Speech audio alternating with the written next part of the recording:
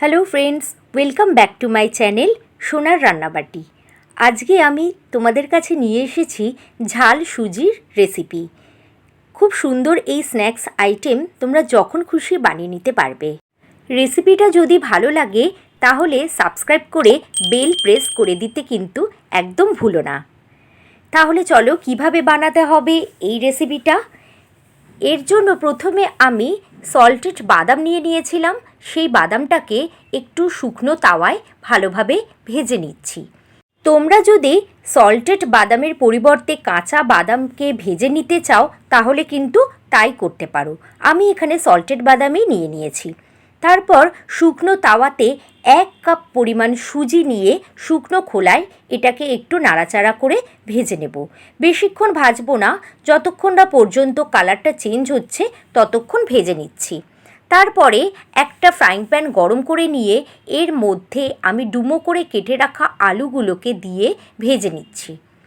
যতক্ষণ না পর্যন্ত আলুটা লাল লাল করে ভাজা হচ্ছে ততক্ষণ একটু আমাকে অপেক্ষা করতে হচ্ছে।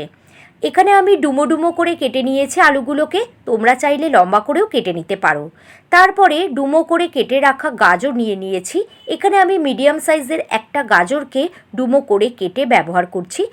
এর সাথে আমি পেঁয়াজ কুচি করে ব্যবহার করব। আপনারা চাইলে এটা স্কিপ করতে পারেন।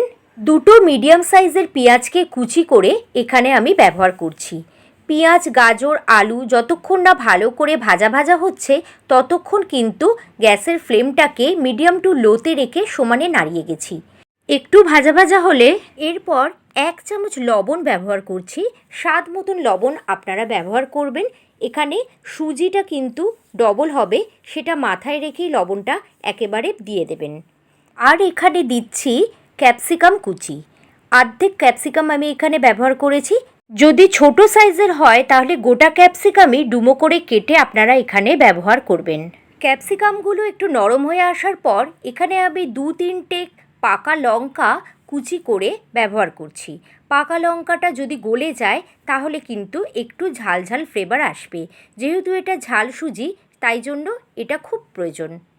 তারপর একটা ডিমকে ভেঙে মাঝখানে দিয়ে নিচ্ছি। আপনারা চাইলে কিন্তু এখানে 2টো ডিমও ব্যবহার করতে পারেন। 2 মিনিট নাড়াচাড়া করার পর ডিমটা একটু ভুর্জি মতন হয়ে গেলে এই যে আনাজগুলোর সাথে ভালো করে মিশিয়ে আরও একবার ভেজে নেব। তাহলে ডিমটা যখন একটু ভাজা ভাজা হয়ে আসছে তখন এই আনাজগুলোর সাথে ভালোভাবে মিশিয়ে আমি ডিমটাকে পাক করে নিলাম। এরপরে যে সুজিটাকে আমি ভেজে পাশে রেখে দিয়েছি সেই সুজিটাকে এই সবজির মধ্যে ভালোভাবে মিশিয়ে দিচ্ছি। আর এই সবজিগুলোর সাথে সুজিটাকে আরও একবার ভালোভাবে নেড়ে চেড়ে ভেজে নিচ্ছি। এই যে সুজির মধ্যে সবজির ময়েশ্চারগুলো ঢুকে যাচ্ছে তাতে কিন্তু অনেকটাই সুজিটা নরম হয়ে আসছে। তাই জন্য যতক্ষণ এই ময়েশ্চারটা আছে ততক্ষণ কিন্তু এই সুজিটাকে নাড়তে হবে। তারপরে আমি এখানে 1 কাপ গরম জল আস্তে আস্তে মেশাতে থাকব।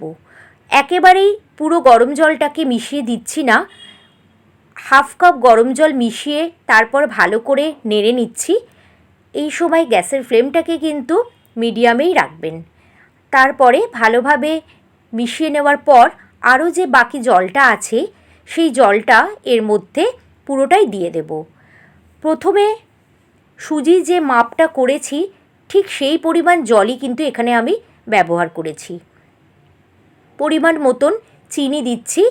যদি কেউ চিনিটা অ্যাভয়েড করতে চান তাহলে দেবেন না, তবে চিনি দিলে কিন্তু বেশ খেতে ভালো লাগে। একটু ঢাকা চাপা দিয়ে রেখেছি। মিনিট 5 ঢাকা চাপা দিয়ে সিমে রাখার পর যখন আমি একটু নাড়িয়ে দিচ্ছি তখন কিন্তু সুজিটা একদম নরম হয়ে এসছে আর ঝরঝরেও আছে। এই সময় আমি কিছু ড্রাই রোস্টেড কারি পাতা অ্যাড করে দিচ্ছি। আপনারা এখানে চাইলে ধনেপাতাও অ্যাড করতে পারেন, তবে যদি কারি পাতা অ্যাড করেন এখানে কিন্তু খুব সুন্দর একটা ফ্লেভার আসে। আমি এখানে ড্রাই রোস্টেড কারি পাতা 2 চামচ মতন অ্যাড করে দিলাম। ফ্রেশ কারি পাতাই ব্যবহার করবেন। আর যে ভেজে রাখা বাদামটা ছিল সেই বাদামটাও এর মধ্যে অ্যাড করে দিচ্ছি। আর অ্যাড করছি অর্ধেক লেবু। পাতিলেবুর রসটা কিন্তু এই রেসিপিতে অবশ্যই ব্যবহার করবেন। পাতিলেবুর রস দিলে এর টেস্টটা কিন্তু দারুণ চলে আসে। আর দিচ্ছি কাঁচা লঙ্কা, অবশেষে কাঁচা লঙ্কাটা দিচ্ছি যাতে কাঁচা লঙ্কাটা দেখে বুঝতে পারা যায় যে এর মধ্যে কাঁচা লঙ্কা আছে। যে অ্যাভয়েড করতে চায় সে অ্যাভয়েড করতে পারে।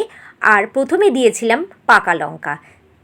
তাহলে কত সহজে তৈরি হয়ে গেল স্ন্যাক্স আইটেম ঝাল সুজি।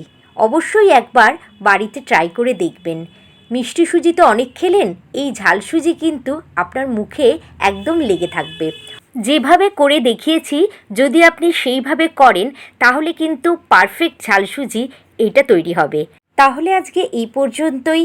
অনেক ধন্যবাদ। আবার দেখা হবে অন্য রান্নায়।